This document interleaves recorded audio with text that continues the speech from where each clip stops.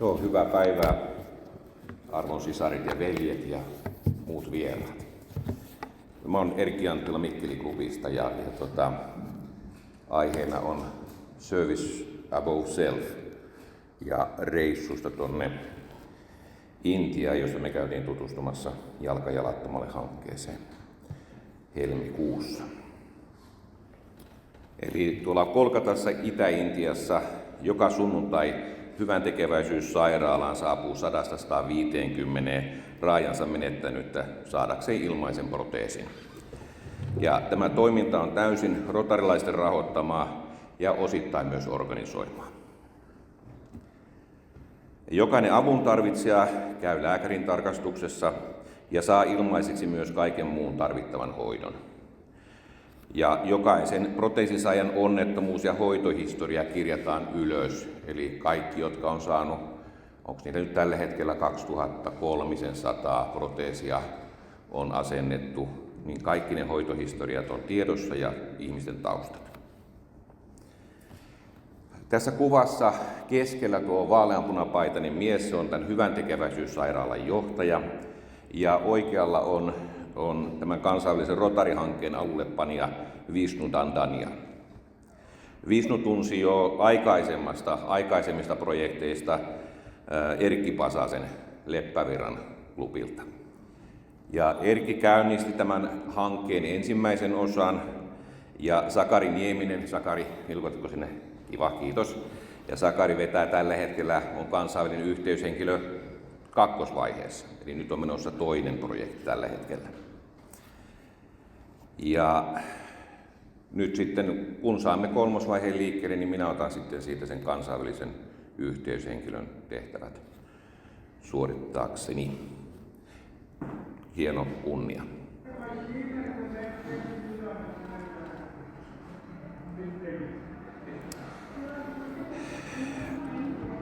Nämä avun tarvitsevat ovat menettäneet raajansa joko sairauksien tai onnettomuuksien myötä. Onnettomuuksia tapahtuu paljon maanviljelyssä ja teollisuudessa sekä rautateillä, kuten tässä tapauksessa. Tätä toimenpidettä, mikä tässä on menossa, niin kutsutaan mittaamiseksi. Ja siinä otetaan muoti amputoidusta raajasta. Ja tämän muotin avulla tehdään sitten vastamuotti, joka mahdollistaa tämän kupin tekemiseen varsinaiseen proteesiin. Eli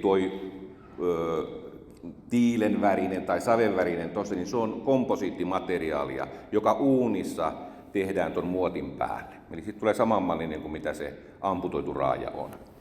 Ja näitä proteeseja on tietysti erilaisia, on hyvin yksinkertaisia, jotka on niin kuin nivelen alapuolelta. Ne on todella halpoja, tällä hetkellä jopa alle 30 € kappale, sisältäen kaiken. Lääkärin vastaanotot, proteesin teon, jälkihuollon, takuu, siinä on kaikki. Ja sitten on näitä monimutkaisempia, joissa on niveliä, jotka on säädettäviä ja ne maksaa sitten kertaluokkaa enemmän. Ja käsiproteesit, ne on toki kaikista arvokkaimpia sitten. Ja näillä kaikilla proteeseilla, niin näillä on elinikäinen takuu. Ja käyttäjälle proteesi korjataan tai korvataan uudella ilmaiseksi.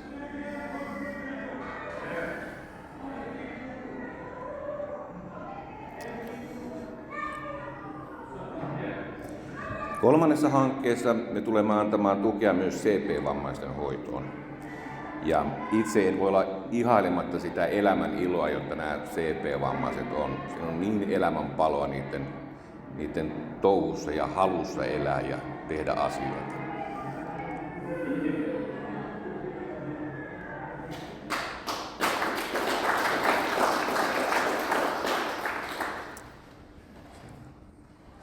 Ja tosiaan helmikuussa me kävimme vierailulla tuolla paikan päällä Kolkatassa. Meitä oli reissussa Erkki ja Erja Pasanen Leppävirran klubilta, samoin kuin Ilkka ja Eeva Pehkonen Leppävirran klubilta.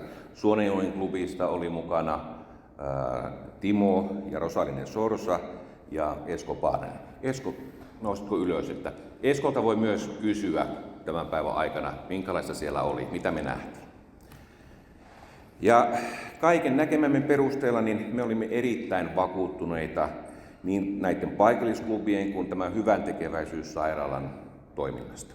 Se oli äärimmäisen ammattitaitoista, äärimmäisen tehokasta ja inhimillistä. Ja nyt sitten ihan viimeisenä uutisena keskiviikkona tuli viestejä WhatsApp-ryhmään, että tämän toisen projektin aikana on saatu säästettyä 10% kuluista.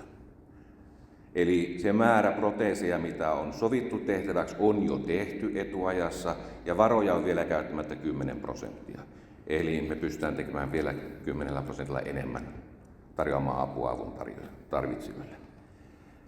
Kolkatassa tässä hankkeessa meillä on 2 paikallista yhteistyöklubia ja oli erittäin avartavaa nähdä heidän kaiken kaikkiaankin hyvän tekeväisyystoimintaa. Se oli äärimmäisen laajaa, mikä oli todella yllättävää. Ne on hyvin monimutkaisia hankkeita, neitä vedetään läpi ammattitaidolla. Siis ne on hyvin ammattimaisesti hoidettuja kaikki ne projektit. Ja niitä on todella paljon, ne on todella isoja. Eli tämä Jalka jalattomalle hanke, niin ei tämä ole poikkeava siellä. He tekevät tällaisia ihan niin kuin itsenäisesti myös. Ovat perustaneet kouluja omarahoitteisesti, kustantaneet sinne opettajat, lapsille vaatteet, koulukuljetukset, kaiken ja pitävät sen yllä. Se on siellä ihan normaalia Rotary-klubeille. Ja mikä oli hyvin mielenkiintoista oli se, että intialaisissa klubeissa on tyypillisesti merkittävästi enemmän naispuolisia jäseniä. 3/4, 2/3 on naisia. Heidän tehtävä on tällä hetkellä saada miehiä rekrytoitua riviin. Ja tämä oli tosi mielenkiintoinen havainto. Ja muutenkin voi vakuuttaa, että monet ennakkoasenteet ja odotukset osoittautuvat täysin vääriksi. Siis minä olin ensimmäistä kertaa vierailemassa Intiassa ja se mitä minä kuvittelin siellä näkeväni ja kokevani, niin ei se ollut ollenkaan sellaista.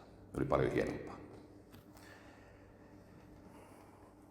Ja Rotarit on minun silmin katsottuna niin ensisijaisesti hyvän tekeväisyysjärjestö.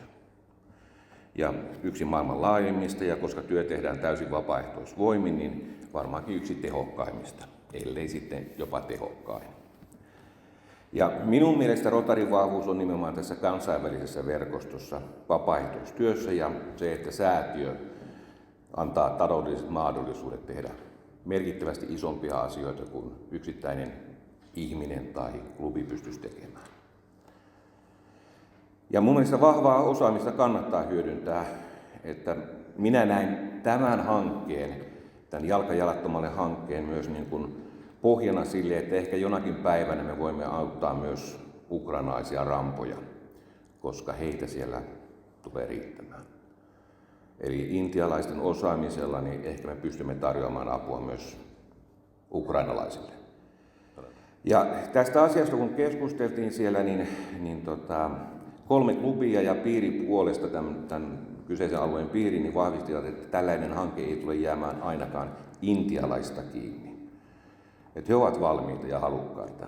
Ja ehkä tässä kohdassa he myös näkee sen, että heillä on mahdollisuus ja halu näyttää, että myös Intialla on annettavissa apua Eurooppaan hädän hetkellä.